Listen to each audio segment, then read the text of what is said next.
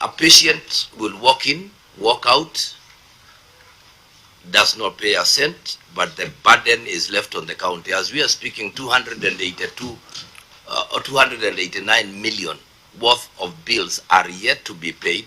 We are told it's paying every 14th, but out of that, I wouldn't be surprised if they only pay 14 or 15 million. That is the challenge we have. So, as we were speaking about now, this FIF and whatever, the whole idea is devolution units and counties exist to provide services better to the people and as immediate as possible. But now, if we get back into the bureaucracy, it is going to be a little bit of a challenge. I submit, Chair. Maybe, Chair, just a clarification from the auditors. The governor is saying that he's owed that much money, and that money affects the operationalization of this fund. How come it was not ever picked up in the audit report?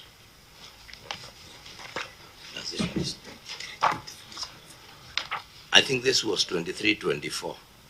SHA was still an idea. Even NHIF, that stream money is still owed to you. It should be coming in this report. Agreed, yes. I think maybe it's in the hospital report. Yes. Yeah, it is in the main. We saw it in the main hospital report.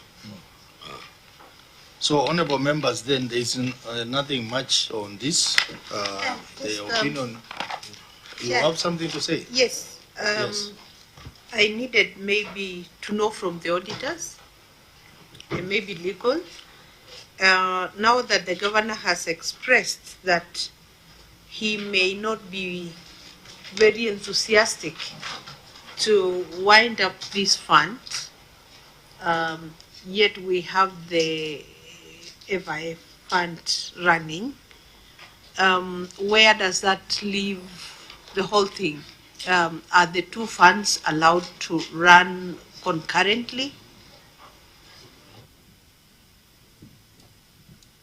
Thank you, Chair. Maybe the auditor, just to maybe you clarify further, does this fund offend the Health Act? Thank you, Chair. I'll be able to console on that issue of the legal aspect, but when it comes to the operation of this fund, it has regulations which it has since started, and they have been adhering to the regulations which started the fund. But the aspect of now, maybe the legal representative can be able to say so. Legal. Thank you, Chair. And the FIF, that is the Facilities Improvement Financing Act, and Section 4 of the Act, the Act is supposed to apply to Level 1 to Level 5 public health facilities.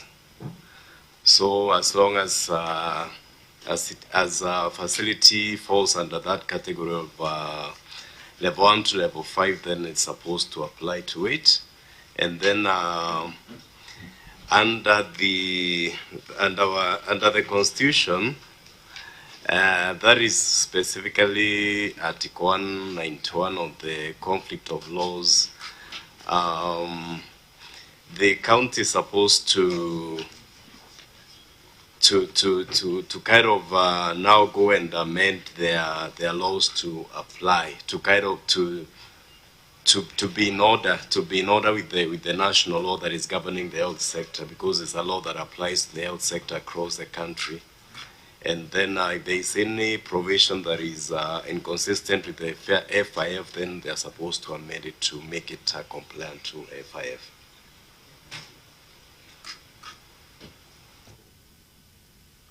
So I think maybe Chair, if you can allow my county attorney to comment on the same. County attorney. Thank you, Chair and honorable members. I do concur with my colleague on the latter part of amendment to reform the county law if the FIF Act provides national standards. But on the issue as to whether the Nyeri County Fund Act offends the FIF Act, My answer to that would be it does not. So unless the FIF Act offers complementary reporting structures that need to be enhanced in our law, then any recommendations we receive from the committee to amend in that manner, we'll be glad to enhance the law. But since this is a specifically devolved function, the conflict of law issues need to be triggered if there are any issues in regarding standards that have been legislated at the national level that are contrary to what was legislated at the county assembly level. Thank you, Chair.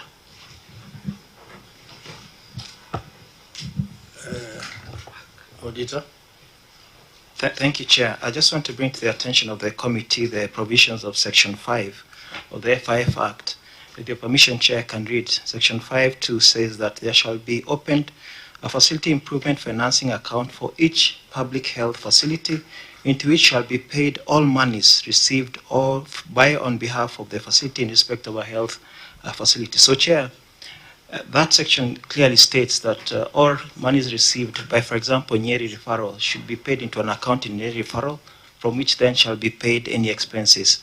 That money then should not go to an FIF Act fund as previously undertaken by the county. So in interpretation of Section 2 of that, Section 5.2, it's clear that the hospitals then should retain all the money for operations within the hospital.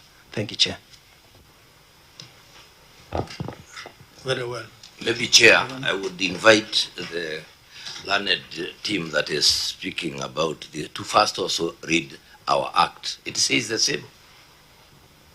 Because all we do is collect the money, it goes to a central fund, and once it gets to the central fund, 80% goes back to the mother facility. 20% now handles those level 1s and 2s that are around that. So the money goes back to the same. Maybe they would, anyway, I think that one we may need to look at it, and that's what I said. If it is not going to create bureaucracy, there is nothing wrong with us just moving on. But it is the same format that we use. Collect the money goes to a central fund. That central fund is the Nyeri Health Services Fund. And to get that one, we had to get even approval from the controller of budget, so that, because you see, the whole idea is just to reduce on bureaucracy. You can imagine when money lands in a CRF, roads money is mixed up with money for hospitals and what have you, and then you end up doing other things, but you forget that hospitals require the drugs. So that is why, and it's just about convenience, and my opinion is that if we are not in contradiction, we will work with the FIF, which I think even the Council of Governors has looked at, and we are headed in that direction. With your permission, Chair, County Attorney, just one additional statement. The issue of 80-20% is based on the Nyeri experience, that collection at level 1 and level 2 is not enough to sustain that facility, yet we run a referral system. So based on Nyeri's unique system, we address the issue of collection at facility level, level 4 and level 5, but 80% of that fund is retained. Now, what the FIF Act for the national level suggests is that we ignore that we are unable to run level 1 and level 2 facilities from collections that they have. And yet we run a referral system. So therefore, in our opinion, our law addresses the challenges that we have.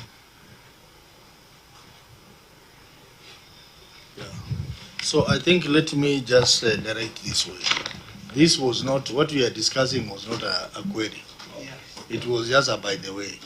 But now that the auditors are on the ground auditing 2024, 2025, I would like them to compare the two acts, the FIF Act and this Nyeri Health Services Act.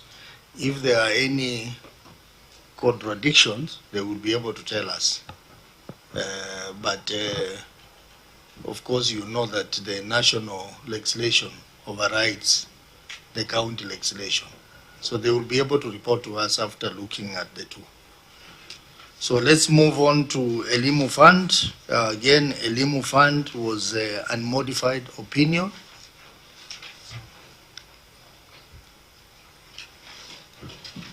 It was an unmodified opinion, but members, two issues.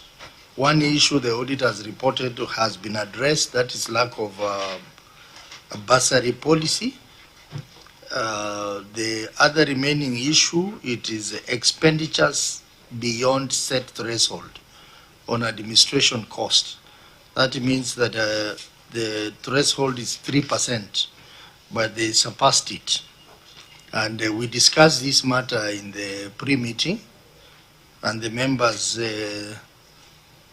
directed that maybe, Governor, you need to consider automating this process, because the excess expenditure was due to the fact that there were transportation costs that went up and logistical costs. And members thought that things like moving the checks and even the check process itself, it is better that this process be automated so that you do not have to incur additional costs on administrative costs. We have directed this to other counties as well, that instead of writing checks, there is a way in which you can use technology to send that payment direct to the institutions. So maybe you can comment on that. Well advised, Chair, but I will address you as a politician. You can see what you will take away from a politician, you know, and that's, you understand. So that is, I think that is the challenge, but